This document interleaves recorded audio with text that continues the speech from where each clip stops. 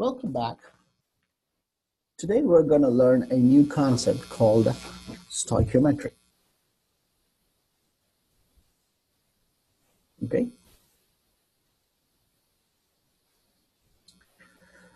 And many of you might actually find this concept easier to grasp because you've certainly done all the hard work for the previous exam, and the materials you learned is exactly what we're going to use to advance your knowledge. Okay, so, and there's nothing tricky about how you would go about solving a problem like this. It's fairly straightforward, and I can't really see how this would be hard for you. But you do have to remember the knowledge that you have obtained from your previous learning. All right, so what is the stoichiometry means? Without going too far into the actual definition, you can think of it as balanced. Okay, many of you are familiar with doing things in moderation in life, right? Balance, you don't want to do something too much or too less. It's balance, but balance does not mean equal. Okay, so this is the correct definition. This means not equal. Some people treat stoichiometry as equal, and that's not the case. So balanced is the correct term for it, not equal, or sorry, actually, people say it's equal, so, and that's not correct. Okay, however, there is an element of equality which I would get to as I work through this concept a little bit more. Okay, now there's a way of visualizing stoichiometry in a chemistry situation. The easiest way to visualize it is through the lens of law of conservation of mass. Okay, now if you remember this law from even your high school science class, matter is neither consumed nor destroyed, but it's preserved in a way that what you start with is what you end with, but in a slightly different form. Okay, so that's law of conservation of mass. And one way of visualizing law of conservation of mass, much more easier without actually even doing an experiment, is through balancing chemical equations. Okay, something I have taught you, and most of you are actually quite comfortable with balancing chemical equation. In fact, I don't think none of you got this question wrong on either a quiz, homework, or on a test, which means I think moving forward, I think this whole idea of stoichiometry and anything that stems up from stoichiometry will be much easier for you. All right, and so let's go ahead and write an equation. All right, so I'm going to use something that you're familiar with, something you have seen. You may not quickly associate it with what I have done here, but in fact, most of you balanced this equation in class as we were doing our demonstration, right? So this is the thermite reaction.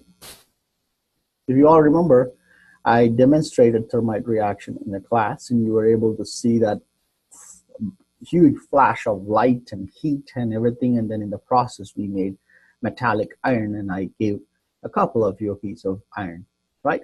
Now, this equation as it's written here, now I do have to tell you that for this particular portion of the material, you can always expect the equation to be unbalanced, and it is your job to balance the equation because that demonstrates that you have understood the previous material. So I will never give you an equation that will be balanced. It is your job to balance the equation that's given. All right, now as it is, this equation does not really follow the law of conservation of mass because we've started with 2 moles of iron here, but we only have 1 mole of iron. Now keep in mind, your number of iron should be the same from start to finish. That's kind of where people mix up the idea of equality, but then once they start using it, they're getting into the dangerous territory of assuming everything to be 1, 1, 1, 1, and that is not what it really is supposed to be. So you will have iron, but it should be in a different form. It cannot be just, you cannot start with 2 parts of iron and end with 1 part of iron. You cannot start with 1 part of aluminum and end with 2 parts of aluminum, right? As it is, this equation, the way it's written, it does not follow the law of conservation of mass. And how do we achieve that? Through balancing chemical equation. And if I balance this equation, it's very straightforward, doesn't take very long. And there we have it. Now, if you see, there's 2 parts of iron in a compound. This is a compound, okay? Because when you have combination of 2 or more elements, that's a compound, whereas iron here is in its metallic state. That's why I was able to give you a piece of iron, right? Whether it's in a compound or metallic state, the parts of iron are the same. You started with 2 parts, you end with 2 parts. You started with 2 parts of aluminum. Now, aluminum here is in the metallic state, and it's gone into the compound state. But that's not something, should be of concern, because we still have 2 parts of aluminum to 2 parts of aluminum that we started with. Now, this is a stoichiometrically balanced equation, okay?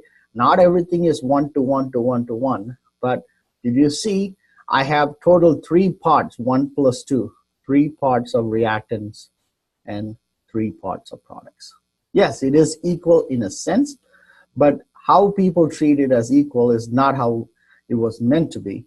This is equal, but to refer the idea of stoichiometry itself as equal can lead to more misconceptions, right? So let's get that out of the way.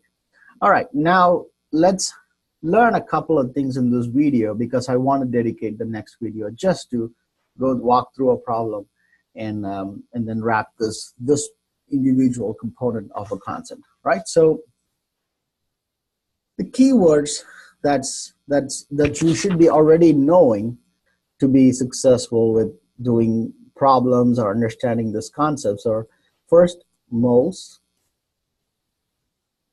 Number 2,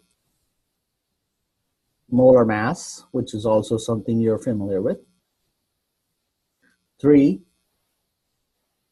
grams to moles, and moles to grams. Okay, and then finally, balancing chemical equations. I'm saying that you should be already familiar with these terms or keywords from prior knowledge. Okay. Now, the only keyword that we would add to this concept, which would carry over into some other concept in the future, would also be called, I'm going to write it in a different color so you can see it. That's mole ratio. Now, in the next video, I'm going to exclusively tie all these concepts, okay, into this concept, and then we would try to solve a problem. Okay, so there's a reason why I made you work hard for that second exam. Is I want you to be very thorough with all these information, because otherwise just patching these together into this mole ratio concept is not going to be easy. All right, so this is the new word that you've probably not heard in this course so far, but something you would want to learn and use it in the context of solving a math problem or any other problem with relation to stoichiometry. All right, I'll see you with another video where I will walk through in more detail the concept of mole ratio.